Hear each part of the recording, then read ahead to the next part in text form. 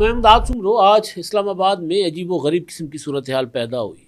अचानक सड़कें बंद कर दी गई और एयरपोर्ट पर जाने वाले लोगों को रोक दिया गया। और फिर बात सामने ये आई कि गिलगित बल्तिस्तान के लिए जाने वाली फ़्लाइट में कुछ लोग जाना चाह रहे थे और उनको रोकना मकसूद था, लिहाजा सड़क ही बंद कर दी गई। और फिर जिनको रोकना था वो तो ना जा सके, लेकिन फिर मुस्लिम लीग नून के रहनुमा ख्वाजा साद रफ़ीक भी चीखते रह गए, चिल्लाते रह गए, उनकी फ़्लाइट भी मिस हो गई। अब ये माजरा क्या है, वाक़या क्या है, वो मैं आपको बताऊंगा और जो दावे किए जा रहे हैं वो मैंने आपके सामने रखने हैं। लेकिन कल कुछ इस तरह हुआ था कि कल जुनैद अकबर तहरीक इंसाफ के सदर खैबर पख्तूनख्वा के वो गिलगित बल्तिस्तान जा रहे थे, तो उनको रोक कर वापस भेज दिया गया कि जी आप नहीं जा सकते। उनको गिलगित बल्तिस्तान बदर कर दिया गया। क्यों नहीं जा सकते? क्योंकि आप पाकिस्तान के पार्लियामेंट के मेंबर हैं और आप वहाँ नहीं जा सकते और वहाँ इंतखाबात हो रहे हैं, इस वजह से आप वहाँ नहीं जा सकते। जो आज वाक़यात हुए हैं वो मैं आपको आगे चल के बताता हूँ, लेकिन इससे पहले थोड़ा सा मैं आपको पीछे ले जाऊँगा कि अभी गिलगित बल्तिस्तान के इंतखाबात का शेड्यूल अनाउंस ही हुआ था, तो वफाकी वज़ीर हैं गिलगित बल्तिस्तान और आज़ाद कश्मीर के उमूर के अमीर मकाम साहब, उन्होंने वहाँ जाकर डेरे डाल दिए। वो वहाँ बैठे हुए हैं, इलेक्शन कैंपेन चला रहे हैं, जोड़ तोड़ कर रहे हैं। जो कुछ अली अमीन गंडापुर साहब ने गुज़िश्ता आज़ाद कश्मीर के इंतखाबात में किया था, वो कुछ वहाँ बैठकर अमीर मकाम साहब कर रहे हैं। वो वहाँ बैठे हुए हैं, लेकिन जुनैद अकबर साहब को ये कहकर वापस कर दिया गया कि जी आप नहीं जा सकते क्योंकि आप मुंतखब रुकन कौमी असम्बली हैं और इलेक्शन कवानीन के मुताबिक, इलेक्शन रूल्स के मुताबिक कोई भी मुंतखब रुकन किसी इलेक्शन की मुहिम नहीं चला सकता। ओके, नहीं चला सकता, ठीक है, ये कानून सब पर नाफिज होना चाहिए, सब पर लागू होना चाहिए। लेकिन क्या हुआ, चंद दिन पहले मैंने उस पर 2 व्लॉग भी किए थे। वज़ीर आज़म शहबाज शरीफ साहब को इलेक्शन कमीशन गिलगित बल्तिस्तान ने एक NOC जारी किया कि क्योंकि इंतखाबी शेड्यूल अनाउंस हो चुका है, वज़ीर आज़म साहब को अचानक याद आ गया है कि जी गिलगित भी वहाँ पर भी लोग बसते हैं, वहाँ पर भी तलबा हैं, वहाँ पर भी तालिबात हैं, उनको भी हमें लैपटॉप देने चाहिए। तो वज़ीर आज़म साहब ने सोचा कि मैंने 7 मई को कराक्रम यूनिवर्सिटी गिलगित में जाकर लैपटॉप तकसीम करने। तो पीपल्स पार्टी चीखना शुरू हो गई, चिल्लाना शुरू हो गई कि ये क्या बात है जी, वज़ीर आज़म साहब कैसे आ सकते हैं, इलेक्शन मुहिम चला सकते हैं यहाँ पर आकर, और इंतखाबात के दौरान वज़ीर आज़म पाकिस्तान यहाँ, उनको नहीं आना चाहिए, इलेक्शन पर असरअंदाज होंगे। तो इलेक्शन कमीशन ने गोंगलुआ तो मिट्टी झाड़ी ना, उन्होंने किया कि जी एक NOC जारी कर दिया, वज़ीर आज़म शहबाज शरीफ साहब को इजाज़त दे दी कि बिल्कुल आप आएँ, लेकिन कुछ शराइत हैं, 5 या 7 शराइत थी। एक तो ये कि जी आप वहाँ पर आएंगे तो कोई भी इलेक्शन लड़ने वाला नुमाइंदा, कोई सियासी रहनुमा वहाँ पर मौजूद नहीं होगा जो इंतखाबात में हिस्सा ले रहा है या इलेक्शन की मुहिम चला रहा है गिलगित बल्तिस्तान में, नंबर 1। नंबर 2 कि आप महदूद रखेंगे अपने आप को कराक्रम यूनिवर्सिटी कैंपस तक, लैपटॉप स्कीम तक, उसके अलावा आप कुछ नहीं करेंगे। नंबर 3 कि आप कोई ऐसी सियासी गुफ्तगू नहीं करेंगे, कोई इलेक्शन मंशूर के मुतालिक बात नहीं करेंगे जो इंतखाबात पर असरअंदाज हो। इस तरह के कुछ पॉइंट्स पर वज़ीर आज़म साहब को NOC दिया गया। किसी किस्म के मंसूबे का इफ्तिताह नहीं करेंगे, कोई प्रोजेक्ट नहीं देंगे गिलगित बल्तिस्तान के लिए, पूरे खित्ते के लिए। ये कुछ शराइत थी और वज़ीर आज़म साहब पहुँचे, पीपल्स पार्टी वाले चीखते चलाते रह गए। 7 मई को वज़ीर आज़म साहब वहाँ पहुँचे। उन्होंने ना सिर्फ इस NOC के और उन शराइत की धज्जियाँ बिखेर दी वज़ीर आज़म पाकिस्तान शहबाज शरीफ साहब, और जुनैद अकबर साहब जाना चाह रहे थे तो उनको रोक दिया गया कि जी आप रुकने पार्लियामेंट हैं, आप नहीं जा सकते, और भी इसी तरह की चीज़ें। अच्छा जी, वज़ीर आज़म शहबाज शरीफ साहब वहाँ गए, उन्होंने लैपटॉप तकसीम किए, सियासी गुफ्तगू की। उसके अलावा फिर उन्होंने वहाँ सेफ सिटी प्रोजेक्ट का इफ्तिताह किया, सोलर पैनल्स देने का ऐलान किया, और 3 रीजन्स हैं ना गिलगित बल्तिस्तान के, गिलगित अपना और स्कर्दू और एक और है, वहाँ पर इन्होंने चित्रास वाला एरिया जो है, वहाँ पर उन्होंने 3 दानिश स्कूल देने का भी ऐलान किया और मुकम्मल तौर पर एक इलेक्शन कैंपेन का पैकेज देकर वज़ीर आज़म साहब आ गए। इलेक्शन कमीशन को बहुत ज़्यादा जोश आया, बहुत ज़्यादा मतलब गुस्से में इलेक्शन कमीशन आया।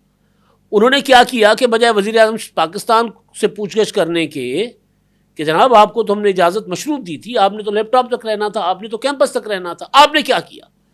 तो उन्होंने नोटिस जारी कर दिया मुस्लिम लीग नून के 5-6 रहनुमाओं को, जिनमें साबिक वज़ीर आला हैं गिलगित बल्तिस्तान के हफीज़ुर रहमान साहब, शफीकुद्दीन साहब, डॉक्टर मोहम्मद इकबाल, राना फरमान अली, हबीबुल्लाह, मोहम्मद आलमगीर और अतीकुर रहमान। उनको शोकाज नोटिस जारी कर दिए कि जी आपने इलेक्शन रूल्स की खिलाफ वर्जी की है, कवायद ज़वाबित की, और आप उस तकरीब में गए थे। भाई वो कैसे ना जाते, उन्होंने बुलाया था, वो मेज़बान थे, उनकी मुश्किल कुशाई के लिए वज़ीर आज़म साहब वहाँ गए थे, उनको पता है कि वो वहाँ नहीं जीत सकते, उनको पता है कि वहाँ सूरत हाल उनकी ख़राब है, तो उन्होंने वज़ीर आज़म साहब को बुलाया कि आए कुछ दें हमें। उन्होंने अमीर मकाम साहब को बिठाया हुआ है, अमीर मकाम को अभी तक नहीं वहाँ से बेदखल किया गया, गिलगित बल्तिस्तान बदर नहीं किया गया। मैं आपको एक और वाक़या सुनाता हूँ। 2021 में जब इलेक्शन हो रहे थे तो तब तहरीक इंसाफ की हुकूमत थी मरकज़ में, बिलावल भुट्टो जरदारी साहब वहाँ इलेक्शन कैंपेन चलाने आए, वो MNA थे, और उनके साथ एक और मुंतखब रुकन थे हसन मुर्तज़ा साहब। तो वहाँ पर मैं भी उधर था। तो बिलावल भुट्टो अपने 3-4 दिन के प्रोग्राम्स कर चुके हुए थे, जलसे वलसे कर चुके हुए थे। तो अचानक फिर इस्लामाबाद का दबाव पड़ा इलेक्शन कमीशन गिलगित बल्तिस्तान पर। उनको कहा गया कि बिलावल भुट्टो को यहाँ, अच्छा मरीम नवाज साहबा क्योंकि इलेक्टेड नहीं थी तो वो बिलावल यानी आधी कैंपेन कर चुके थे, तो फिर मरीम साहबा आई थी। तो बिलावल भुट्टो को नोटिस दिया गया कि आप 24 घंटों के अंदर अंदर गिलगित बल्तिस्तान छोड़ दें।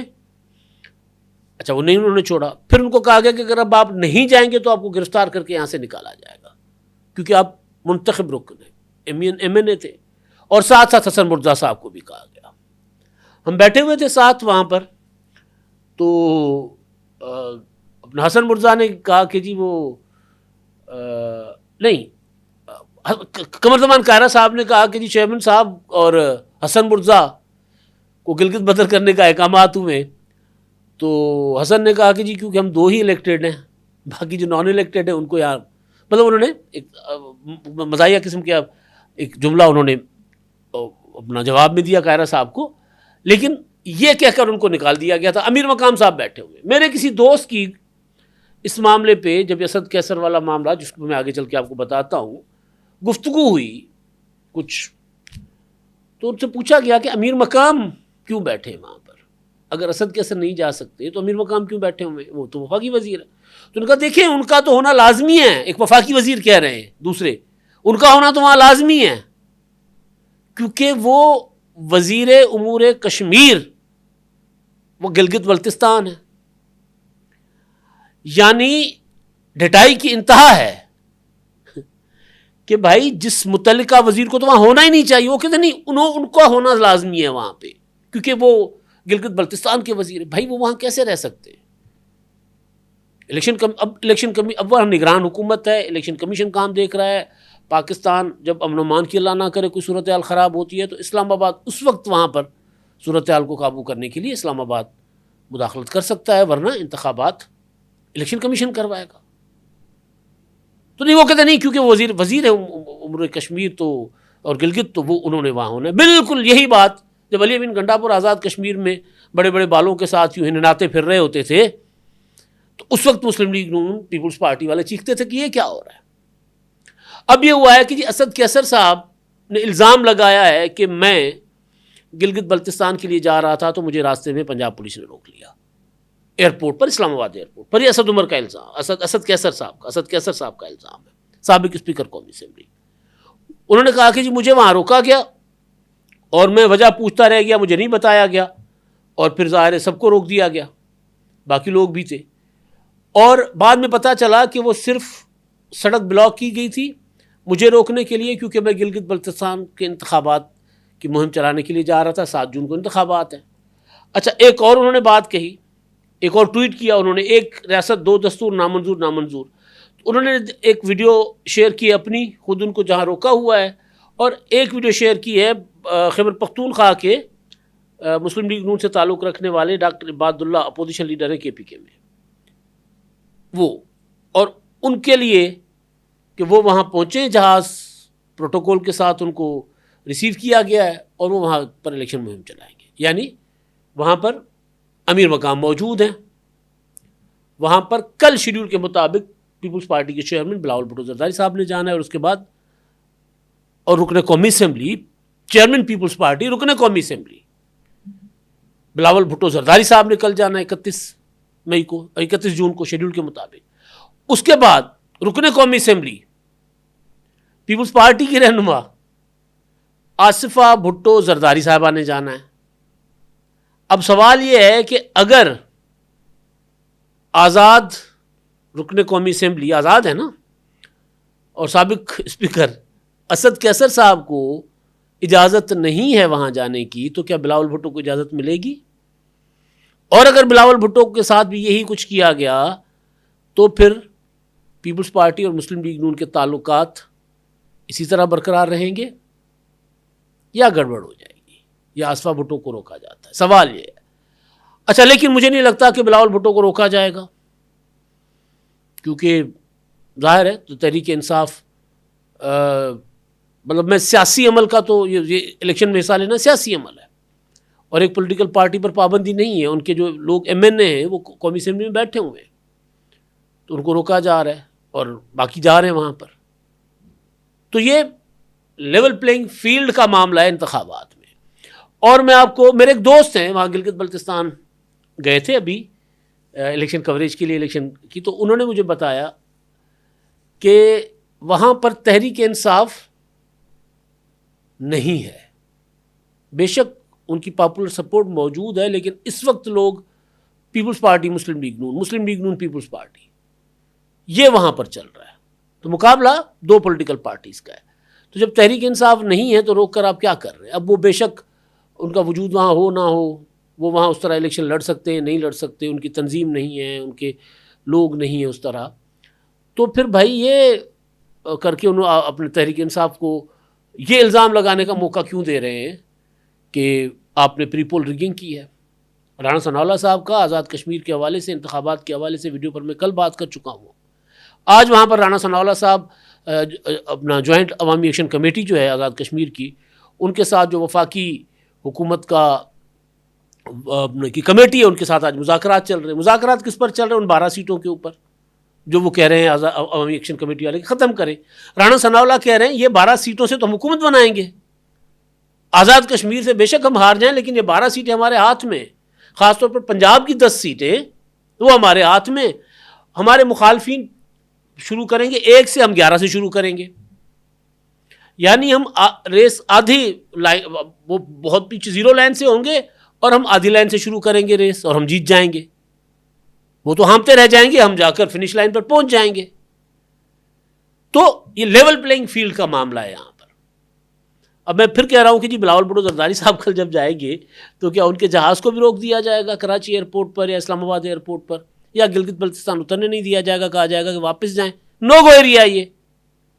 अच्छा, अब आता हूँ ये रोका क्यों जा रहा है? ये जो ये रूल कब बना था इलेक्शन की, ये कवायद और ज़वाबित कब बने थे? आपको याद होगा कि इमरान खान साहब ने 2013 में 35 पंक्चर का इल्ज़ाम लगाया, फिर 4 सीटों पर तक आ गए कि 4 सीटों का ऑडिट हुआ। उसमें अयाज सादिक साहब जो कौमी असेंबली के स्पीकर थे उस वक्त, और इमरान खान साहब को शिकस्त देकर, बदतरीन शिकस्त देकर इंतखाबात में जीत गए थे, उनको भी डिसीट कर दिया गया था। वहाँ पर हुआ ज़िमनी इंतखाब। कहा गया इमरान खान साहब को आए लड़ें, इमरान खान साहब डर गए थे कि नहीं अयाज सादिक मुझे हरा देंगे। अलीम खान साहब को वहाँ पर उतारा गया। अलीम खान साहब इलेक्शन लड़ रहे थे, और अलीम खान साहब ने, क्योंकि मेरा इलाका है, मैं वहीं रहता हूँ जो हल्के में, तो वहाँ पर हर घर में मोटरसाइकिल, महीने महीने के 2-2 महीने के राशन, पता नहीं क्या क्या दिए, लड़कों को नौकरियाँ दूंगा, ये करूँगा वो करूँगा, बड़ा पैसा खर्च किया। और वो फिर इमरान खान साहब से उन्होंने ज़्यादा वोट दिए थे। तो उस वक्त इलेक्शन कमीशन ने रूल्स में तब्दीली की। पहले होता था कि कोई वफाकी वज़ीर, कोई सूबाई वज़ीर, कोई सरकारी ओहदेदार, कोई सरकारी अमलदार, यानी कोई अफसर, वो नहीं जा सकता इंतखाबी मुहिम के या उस हल्के के अंदर। लेकिन रूल्स में तब्दीली की गई, क्योंकि इमरान खान साहब को रोकना था उस वक्त, तो रूल्स में की गई तब्दीली। और रूल्स में तब्दीली करके कहा गया कि जी ये इलेक्टेड मेंबर जो होगा सेनेट, कौमी असेंबली, सूबाई असेंबली का, वो भी इलेक्शन के हल्के में नहीं जा सकेगा। अब ये हुकूमती इलेक्टेड मेंबर के ऊपर तो शायद ये अप्लाई हो सकता है, लेकिन अपोजिशन का इलेक्टेड मेंबर जो है वो कैसे, उसके पास तो होता भी कुछ नहीं है। लेकिन फिर मुझे याद है कि इमरान खान साहब ने हल्के से बाहर ये लाहौर, अपना जो करतबा चौक कहलाता है, मजंग चुंगी, यहाँ पर जेल रोड पर जहाँ पाकिस्तान अखबार है, वहाँ पर इमरान खान साहब ने उस हल्के की हद ख़त्म होती थी तो वहाँ पर इमरान खान साहब ने किया था जलसा। तो उस वक्त का एक कानून, 2015 का कानून या इलेक्शन रूल जो है उनमें तब्दीली करके ये किया गया था। तो इस तरह अगर आप इलेक्शन करेंगे, ये गिलगित बल्तिस्तान या आज़ाद कश्मीर, ये ज़रा डिफरेंट इलाके हैं, उसको मद्देनज़र ज़रूर रखना चाहिए। बहरहाल अब ये जनाब हुआ है। और फिर ख्वाजा साद रफ़ीक साहब, जिनकी मैंने आखिर में जाते जाते उन्होंने एक फेसबुक पर पोस्ट रखी है, तो वो मैं ज़रूर आपको सुनाना चाहता हूँ, क्योंकि ख्वाजा साहब भी ना इसी में फंस गए थे, क्योंकि जहाँ रोका गया था इनको अपना असद कैसर साहब को, तो उसी फ़्लाइट में ख्वाजा साद रफ़ीक साहब ने भी जाना था। और फिर ख्वाजा साद रफ़ीक साहब ने एक लंबा चौड़ी फेसबुक पोस्ट रखी है, वो मैं आपको सुनाता हूँ। वो कहते हैं, आज मुझे इंतखाबी मुहिम के ज़िमन में स्कर्दू जाना था। बर वक्त इस्लामाबाद एयरपोर्ट के बाहर पहुँचे तो देखा रावलपिंडी पुलिस ने एयरपोर्ट जाने वाली तमाम ट्रैफिक रोकी हुई है। बसियार कोशिश के बावजूद इस ट्रैफिक ब्लॉकेट को की कोई माकूल वजह नहीं बयान की गई। एयर ब्लू ने भी दीदा दानिस्ता एयरपोर्ट के गेट पर ट्रैफिक की जबरी बंदिश के बावजूद फ़्लाइट को वक्त से पहले क्लोज़ किया। स्कर्दू के लिए मुझ समेत 13 मुसाफिरों की फ़्लाइट मिस हुई। हमारे गिर्द सैकड़ों मुसाफिर, ख़वातीन, बच्चे, बुज़ुर्ग गर्मी में रुल रहे थे। मुख्तलिफ़ फ़्लाइट्स के बहुत से मुसाफिरों की फ़्लाइट्स मिस हुई, प्रोग्राम ख़राब हुए, घंटों की खज्जल ख्वारी के बाद वापस लौट आए हैं। बेहसी और नालायकी की भी कोई हद होती है। अज़राए करम दहशत गर्दी की इत्तला वाली कहानी सुनाने की कोशिश ना की जाए, यानी झूठा बहाना ना बनाया जाए। ख्वाजा साहब भी उस तरफ ही इशारा कर रहे हैं जिस तरफ असद कैसर साहब कह रहे हैं कि यार आप लोगों ने ये क्यों किया। तो किसी एक बंदे को रोकने के लिए आपने कई लोगों को खजल ख्वार कर दिया, और वो एक फ़्लाइट जाती है रोज़ाना, 2-2 3-3 फ़्लाइट तो जाती नहीं है। तो ये जनाब सूरत हाल है। इस तरह इलेक्शन नहीं लड़े जाते, सियासत चढ़ जाओ फिर सरकार। अब तक के लिए इतना ही, अल्लाह हाफ़िज़। 999 कम्युनिकेशन, डिजिटल मीडिया और यूट्यूब चैनल्स की दुनिया में बड़ी कामयाबियां समेटने के बाद अब वेब न्यूज, वेब चैनल और यूट्यूब न्यूज चैनल की तरफ कदम बढ़ा रहा है, जिसके लिए हमें मुल्क भर में रिपोर्टर्स की जरूरत है। ख्वाहिशमंद हजरात व खवातीन नीचे दिए गए नंबर पर राब्ता करें। व्हाट्सएप +92 309 1226 999।